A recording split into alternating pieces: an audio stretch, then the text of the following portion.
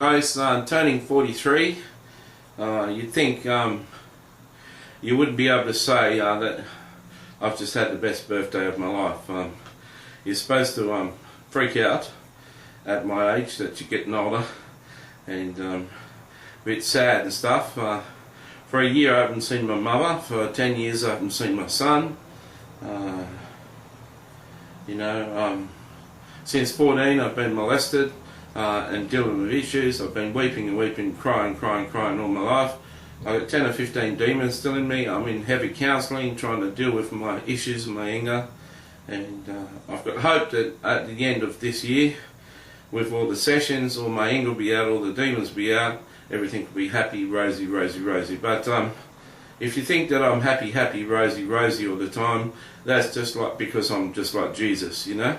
I save all the tears for myself and for the Father, and when I'm out, I just happy, smiling. If people know me face to face, and they know me and they've seen me at church, they realise that I suffer, you know. For 4 years at church, most of the time I couldn't get through 2 songs in the praise and worship and I'd be weeping. That's just my life, that's who I am. If you know me in the flesh, you know that Matthew suffers, but you know also that he's a happy, encouraging, beautiful person. So all years of watching, I just want to give you a short account of my birthday. The day before my birthday, my grandmother died. That could have been a real downer for me, except I didn't find out till 2 days after my birthday, well, a day after my birthday. So on my birthday I went to an old church. Jesus got up early. Jesus said, "You're going to this old church, go and have some fun and get some love on you." So I went there and had a great talk to the senior pastor, 45 minutes with him, and I loved that. And he's read a book that I suggested, I gave to him, and he said he's almost finished that, and he's telling me all about his future. I prophesied over him and told him all about his future, and he said, "Thanks for that, love, fantastic." Then I talked to another pastor, and he loved what I had to say, and then he loved saying what he had to say, and that went on for about 45 minutes. Then I talked to a friend of mine who's a gifted teacher, and he listened to me for about 45 minutes, an hour, until he had to go. And then I talked to a young evangelist woman that I've only met 4 times, and we had a powerful talk for about an hour too. This church has got the whole of Revelations painted on the ceiling, and so a lot of people were hanging out around hours after the service. So if you wonder how I had almost 4 hours worth of conversation at church, that's how it happened. So that was fantastic. In the middle of the service they had a celebration, someone turning 80, had a birthday cake and everything, and Jesus said, "Shut your mouth, don't say it's your birthday today, just have the birthday cake and all the food and stuff and have a happy time." And I did, and I didn't steal her glory. And then later on I told people it was my birthday and that's why I come, and "Oh, you should have told us, we would have celebrated you." And I said, "No, Jesus told me not to say anything." So it was great. I haven't been I go to that church about once every 6 months whenever I feel there. The day I go, there's a birthday cake and a party and stuff for me, and Jesus knows and I know that the party's for me and her, and fantastic. I was due to meet up a friend at lunchtime, then 2 or 3 o'clock then, for a coffee. The friend didn't turn up through a miscalculation, so I went to the coffee shop anyway, and as I do, a prophetic evangelist, and I talked to strangers. I met 2 older ladies from New Zealand, around about my age, and I spoke to them for about an hour, and they were laughing their heads off and stuff, and I was telling them about the visions and how I meet Jesus and Mary and all sorts of people from heaven and exciting things. Because they don't know me, they believe me, they honour me as a prophet. And one of them said, "You have such an exciting life, I'd love to meet people from heaven." I said, "Well, I know you go and sit down for 5 minutes, I'll introduce you." And they saw someone from heaven, and I kept on saying, "She's waving to you, she's waving to you." I said, No, all she's doing is drinking a cup of coffee, drinking a cup of tea and looking at you. She's just listening to you and smiling at you." I said, "Yeah, I get that, I'm a bit of a hero in heaven." And she said, thanks for letting me see that, see you later, bye. Could it get any better? Well, later that night I went out with my roommate for a bit of celebration, a couple of drinks, and I stopped the fight. I stopped a guy from killing another guy, and that was good. Flatmate couldn't believe I did that, but I hate violence. I've been punched up too much, so that was great. Could it get better? Well, the next day it was today my brother told me on the phone that my grandmother had died, and I thought that was fantastic because a year ago she'd just given her life to the Lord, and she was a witch and a medium and stuff, and so that was exciting, and I was happy she was in heaven. I said to the Lord, I'd love to talk to her, I'd love to meet her, I'd love to come to heaven and have a chat to her, Jesus. And Jesus said, yeah, I'll arrange that. And I got on the train, went into my community centre, and I said, Matthew, I heard Matthew, and I said, yeah, Jesus, and he says, have a look across there.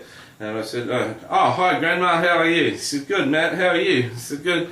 I've been to heaven a couple of days, I've seen your whole life, that's amazing. You know, I knew you're a sad boy, I've seen what your father did to you. You know, I knew he had anger issues and stuff, and June, your mother, used to say things, but I never knew you went through that, Matthew. I don't know how you cope with that. You know, Jesus has told you that you're not going to be in touch with them for a long time, and you've accepted that, I see, because I've seen the videos up in heaven of you accepting that. Do you know that you're never going to be in touch with them? And you're never going to be talking to them. They'll just see you on TV and stuff when you're popular, but you're not to be in touch with them and communicate and be in their life anymore. Do you know that? And I started crying. I said, yeah, I knew that. He said, well, I just thought I'd tell you, I'm not a liar. I've seen your future. You're a big dreamer, and all your dreams are going to come true, and tenfold. And you really are as big as you think you are. I said, great, Grandma. And then I went to a conference later that night, and she was my hero, and she invited me up to the stage, or the mentally ill. I was the only mentally ill, and she prayed for me. And then in the middle of a sermon, she asked if anyone had seen angels, and no one really said yes. So I said yes, and I was on the camera, and she said, how do you see angels? What do you see? And I said it, and she said, praise God. And I said, well, she said, how do you see it? I said, well, you know, I am schizophrenic. And she laughed and gave me a high five, and she said, you realise you can see angels without the schizophrenia? I said, yeah. And I said, praise God, praise God. And so I'm on the DVD, part of the thing. It's amazing. And I met her husband today, and he realised that I prophesied over his wife, and she was very thankful and said they'd meet up with me and stuff. And anyway, he was to acknowledge me as very happy, and I prophesied again into his life.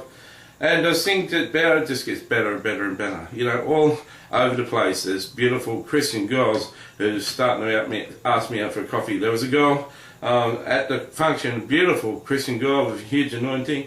I sat next to her and prophesied over her, and she loved me and I loved her and stuff. I'm officially engaged to Jesus Christ. I'm never going to be married again, and I'm happy about that. So that's 10 to almost 8 minutes, so I've got 2 minutes left, okay? So what can I tell you? You know, I've met my heroes, Heidi and Roland Baker, and met them twice. You know, met her yesterday, met him today, and connected really well, and had a fantastic conference, had a fantastic birthday. Best of all, about 40 people on Facebook have said happy birthday, and if you're one of those 40 listening to this, happy birthday, and thanks for the happy birthdays.